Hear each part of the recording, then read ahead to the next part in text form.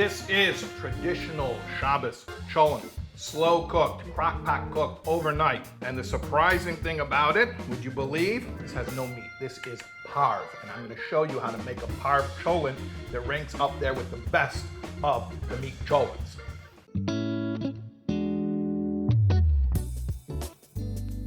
Yellow onions, russet potatoes, barley, cholent beans.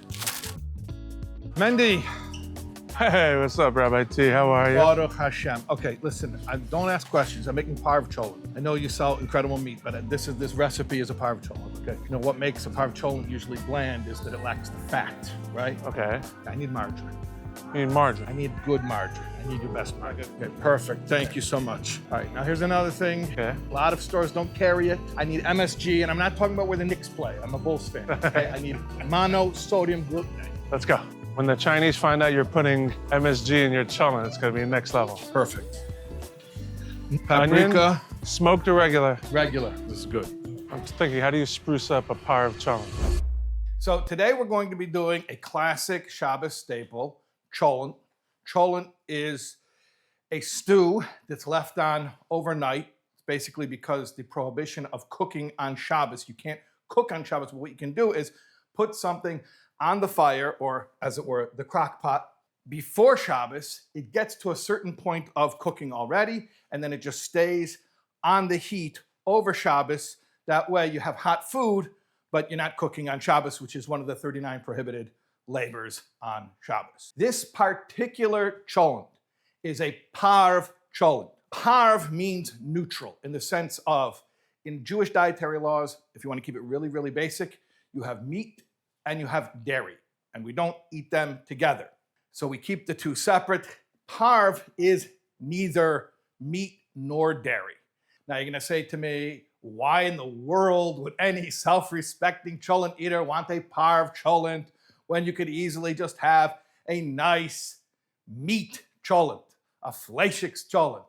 However, sometimes you want a parve cholent. I don't know, maybe it's a winter Shabbos, and Shabbos ends at 6 p.m. and you want to go out for pizza and ice cream after Shabbos, and it's not going to be 6 hours from your meal by that time. People wait 6 hours between the meat and the milk. Whatever your reasons, I'm not asking questions. If you want a parve cholent, I happen to have one just as delectable, if not more so, than your classic meat cholent.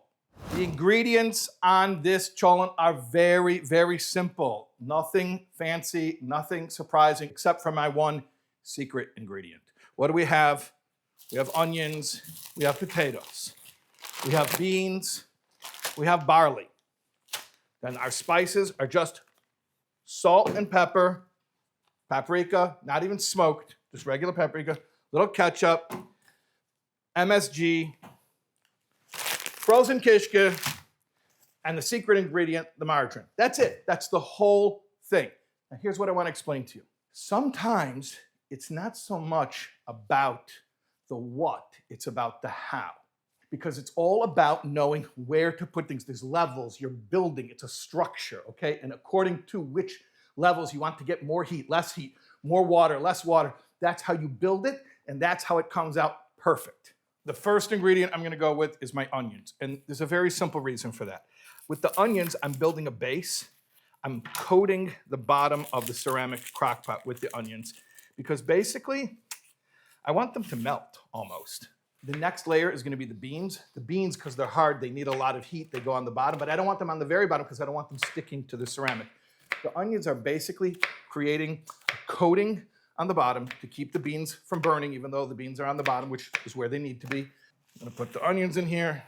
The crock pot's already getting warm. I turned it on when we came in, it's already warming up. What did I tell you is the next layer? The beans. I don't even like that many beans. I'm not even gonna use the whole bag. That's enough. Now, the next layer is the potatoes. We use regular Russet, Idaho potatoes for the cholent. Why? Because they're firm, they're classics, they have a nice, straightforward flavor. Peel the potatoes, chop the potatoes like an inch thick, basically like cubes.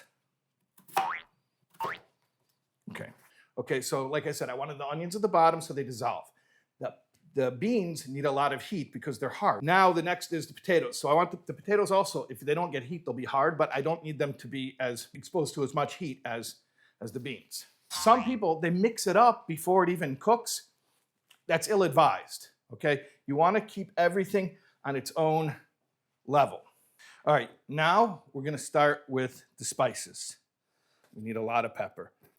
Don't be scared. This does have a kick. It is a recognizably spicy cholent. Now we're going to do paprika.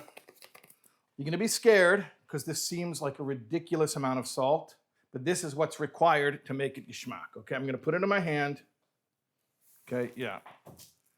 See that? However many tablespoons that is. MSG. A lot of controversy about MSG. Some people don't like it. Some people are afraid of it, but it brings out flavor. And when you want a parve cholent that is savory and flavorful, you gotta do something, like you gotta have a trick, okay? And one of the main reasons why a parve cholent never really compares even to a mediocre meat cholent is because of the fat, okay? Fat tastes good. With a meat cholent, I will put bones, marrow bones. They're very, very fatty. That gives it a texture, it holds it together, it gives it flavor. Parve, what I'm gonna do, secret ingredient, I'm gonna use margarine. This is OU, dairy-free, parve, no dairy whatsoever in this. I'm gonna take a whole stick of this, and I'm just gonna drop it right in. The last real layer is the barley. And the reason that barley goes on top is because I don't want it to dissolve. I want the barley to draw water because I want it to be expanded and soft. I also want the barley to draw water because it stabilizes the moisture of the entire cholent. How are you going to maintain that? You don't have control. Remember, you're not cooking it, you're not tending to it, you're not opening it, you're not checking on it during Shabbos. How am I going to let this go and know that it's stable for 24 hours? The barley is the secret because it holds the water and it keeps the moisture level in the entire cholent steady and stable. I'm going to put some ketchup on top. Again, just to give it a little bit of flavor. And now I'm gonna put the frozen kishkas on top. I'm loosening the paper because actually I want that some of the substance from the flour should get into the cholent. I want a thick cholent. The last thing I'm gonna do is I'm gonna add the water, okay? And how much water? I want enough water that the water line should just cover the barley level. Like I told you, this is all about structure, okay? Someone else could take the exact same ingredients, but if you don't position it, if you don't layer it the right way, you're not gonna get these results. We're gonna let this cook the way that it would on a Shabbos, and we come back, everything is going to have absorbed just the right amount of heat and moisture to make it perfect. Alrighty, parve cholent reveal. The crock pot has been on low all night. And let's open her up and see what we got. All right, first we're going to take out our kishka. The kishka reveal. I'm just going to cut them into individual slices. Now we're going to scoop this up. We're going to go from the bottom. Now you see my beans are fully cooked.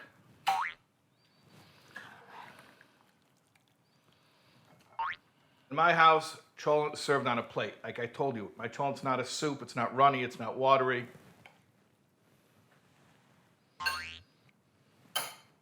So we don't serve them in bowls, we serve them on plates. This is how I plate it. All right, so this is very ambitious of me, but to test my parve cholent, to see if it ranks up there with a Fleishigs cholent, I had my friend Shlomo Klein from Fleishigs magazine. All right, I'm gonna let you. Okay, this is intimidating. I'm intimidated because this is a parve cholent. We have our secret ingredient to. It smells great. I came in before. It smells like a geshmak cholent. And you wouldn't know that it's parve. You would assume it's. Not from the smell. No. Okay. All right, so I'm gonna let you plate it yourself. Just take a scoop of cholent, a slice of kishka. All right. We're gonna get a little bit of everything. Some of the potatoes. I see you got beans. You got barley. Yes, like barley that. holds it together. Yeah. You get a slice of kishka. Yeah. Okay. So right. I make two separate brachas. I make a bracha on the Kishka Kishka first. Mezainis and the Ha'adama on the rest of the cholent. Baruch atah Adonai Eloheinu melech haolam. Okay, that's A and B. Okay, the Kishka is A and B. All right. Now let's try the cholent. Baruch atah Adonai Eloheinu melech haolam. Amen. Would this be worthy of a shul kiddush, let's say? Definitely worthy. Full of flavor. It's very geshmak. And the good thing is that, listen, you could have ice cream afterwards. Milkshake ice cream. Exactly. You can have real ice cream afterwards. Yeah, exactly. But yeah, this is very good. You wouldn't know that it's parve unless somebody told you. I would know it's parve. You would. I would know it's parve. You're Fleishigs. I would know it's parve, but that doesn't mean it's not a good chance. Aha. It's it's very good. Thank you. Amazing. I'm gonna go off camera. I'm gonna finish it. Okay. Very good. All right.